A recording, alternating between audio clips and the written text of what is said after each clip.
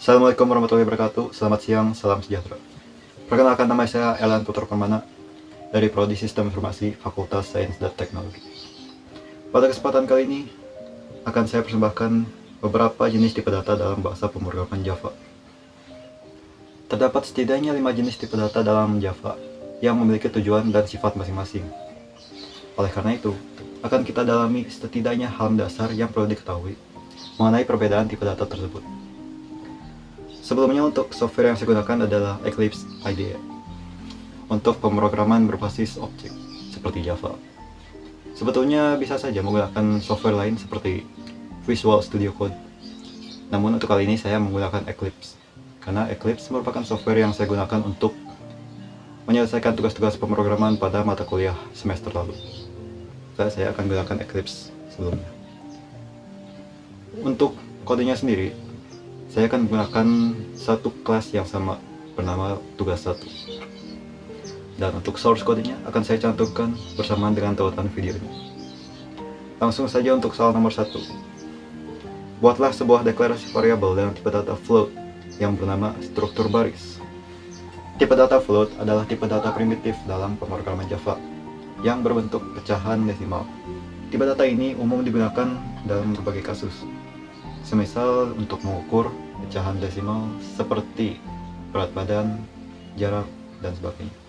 Nantinya nilai dari float itu sendiri dapat dioperasikan dengan aritmatika karena float berupa data kuantitatif.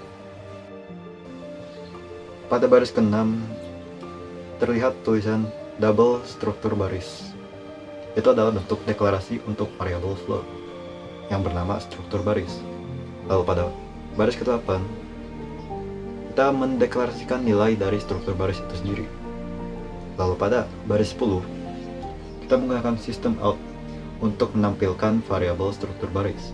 Sehingga jika nantinya kita jalankan run pada program ini, konsol akan menampilkan nilai dari variabel struktur baris yang berbentuk pecahan 2,5.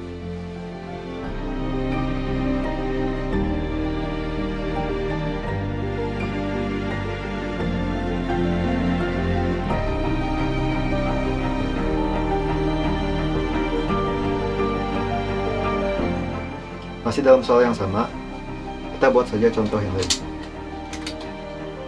Pada baris ke-6, 7, dan 8, kita mendeklarasikan variabel float A, B, dan C. A bernilai 2,5, B bernilai 5, dan C bernilai 7,5. Lalu pada baris ke-10, kita membuat variabel AB yang menghasilkan nilai dari perkalian A dan B. Begitu juga dengan baris 11. Lalu pada akhirnya kita menampilkan nilai A, B, C, A, B, dan ABC. Sehingga kita run program, akan dimunculkan semua nilai dari variabel-variabel tersebut. Lanjut untuk soal kedua. Buatlah sebuah deklarasi variabel dengan tipe data string yang bernama susunan kata baru yang berisi kata pemrograman struktur data Java. Tipe data string adalah tipe data referensi dalam Java yang memiliki bentuk kalimat tekstual. Tipe data dapat dimodifikasi teksnya, misalnya mengkonversi uppercase, lowercase, mengambil dan menghapus data atau huruf, dan sebagainya.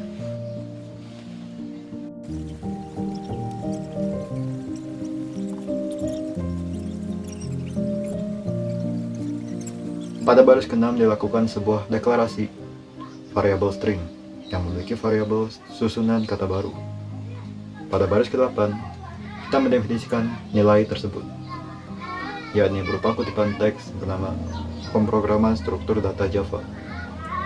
Pada akhirnya, sama seperti sebelumnya, kita tampilkan menggunakan sistem dan menjalankan di konsol. Maka konsol akan menampilkan pemrograman struktur data Java. Selanjutnya untuk soal nomor 3. Buatlah pendeklarasian array 1 dimensi dengan nama 8 angka. Tipe data integer yang berisi angka sebagai berikut. Array dalam pemrograman Java adalah bentuk tipe data dengan susunan data-data secara berkelompok yang tersimpan juga secara berkelompok dalam memori. Konsep array sendiri sebenarnya mirip dengan kategori. Misal jika kita ingin membuat kategori tekstual bersama Asia Tenggara, maka pasti akan kita masukkan negara-negara seperti Indonesia, Malaysia, Thailand, Brunei, dan sebagainya. Kurang lebih seperti itu konsep dari array itu sendiri.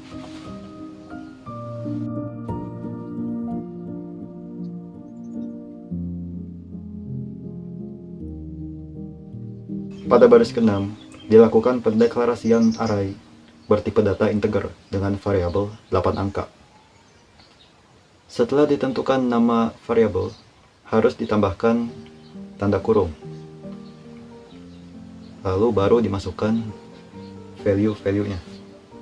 Dalam kasus ini, value yang dinyatakan adalah angka-angka 10, 12, 18, 23, 33, 58, 67, dan 82. Sedikit berbeda dari sebelumnya, untuk menampilkan data-data tersebut, jika ingin menampilkan keseluruhan data dari array, maka harus dilakukan perulangan, seperti pada baris ke-8. Perulangan yang digunakan adalah perulangan for, di mana perulangan ini akan membuat sebuah integer yang dalam kasus ini i memiliki nilai 0. Lalu selanjutnya i akan dilakukan pengulangan terus-menerus sampai setidaknya lebih kecil dari 3. Lebih kecil dari 8. Untuk melakukan perulangan, perlu ditambahkan bait i++ atau increment. Lalu pada di dalamnya, baru kita masukkan system out untuk menampilkan array dengan variabel i sebagai indeksnya. Untuk array sendiri, ini menggunakan urutan angka indeks yang dimulai dari 0. Sehingga jika kita run, maka konsol akan menampilkan angka tersebut berturut-turut. Lanjut untuk soal keempat. Buatlah pendeklarasian array 2 dimensi dengan nama 2 angka, tipe data string, yang terdiri dari 3 baris dan 3 kolom. Isi baris dan kolom berisi angka berikut. Untuk kasus ini masih sama persoalannya, tipe data array. Namun terdapat 2 perbedaan dari kasus sebelumnya. Seperti yang paling jelas, pertama adalah menyatakan array 2 dimensi. Pada soal ketiga, kita menentukan array 1 dimensi yang memiliki bentuk susunan atau deret data yang menjulang secara linear. Pada kasus ini, array 2 dimensi memiliki bentuk atau berordo kolom baris, atau yang lebih familiar dengan bentuk visual dari matriks. Lalu perbedaan kedua adalah, meskipun kasus tersebut menyatakan bahwa value berbentuk angka, tipe data yang ditentukan justru string, yang berarti data-data tersebut tidak memiliki sifat kuantitatif, tidak dapat dioperasikan secara aritmatika, melainkan hanya teks semata.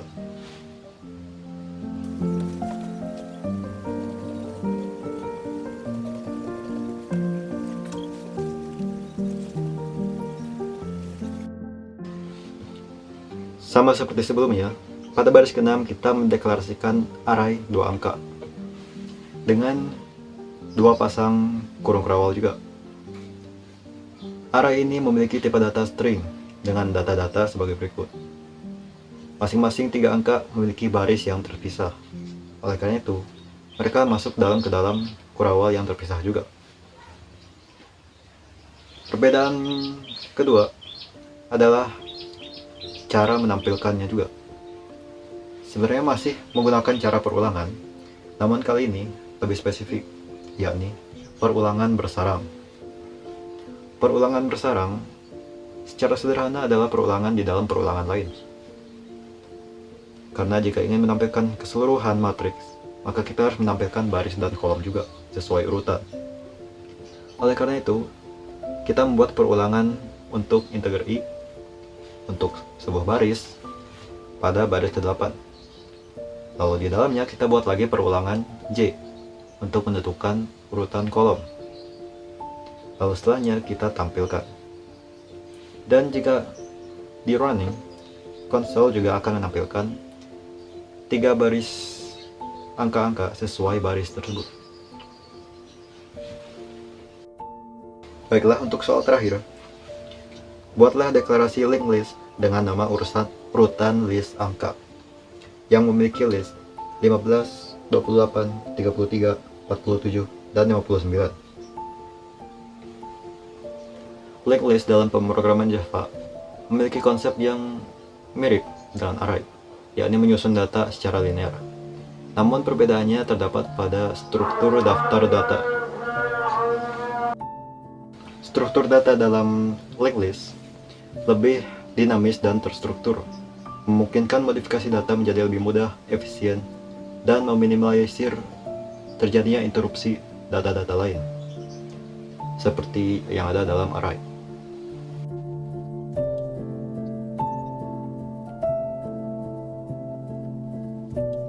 Hal yang unik di sini adalah pada baris ketiga terdapat tulisan untuk mengimpor linked list. Karena linked list sama seperti scanner dan sebagainya adalah suatu fungsi yang perlu ditambahkan dahulu ke dalam kelas sebelum dapat dioperasikan. Lalu pada baris ke-8 kita mendeklarasikan urutan list angka. Lalu pada baris ke-9 sampai baris ke-13 kita memasukkan beberapa nilai yang berbeda satu persatu. Nah, untuk menampilkannya, jika kita ingin menampilkan semua data, maka kita harus menumpuk data tersebut dengan objek stack list. Sesuai namanya, stack list berguna untuk menumpuk keseluruhan data atau menselect atau memblok semua data menjadi satu. Sehingga jika kita ingin menampilkan keseluruhan data, kita dapat memilih stack list tersebut. Sehingga jika di run pada konsol, akan dikeluarkan semua data mulai dari 15 sampai 59. Kesimpulannya adalah bahwa tipe data merupakan esensial dalam bahasa pemrograman, baik dalam bahasa pemrograman Java maupun bahasa pemrograman lainnya. Tipe data yang spesifik harus diketahui. Bahkan tidak ada data sama sekali, program tidak akan tahu apa yang mau diproses olehnya. Tipe data yang tepat dapat meningkatkan kelancaran dan keakuratan dalam memproses data, dalam manajemen data maupun programming. Demikian yang dapat saya sampaikan pada kesempatan kali ini. Maaf apabila terdapat salah kata atau kata-kata yang tidak berkenan. Sampai jumpa di lain waktu. Wassalamualaikum warahmatullahi wabarakatuh.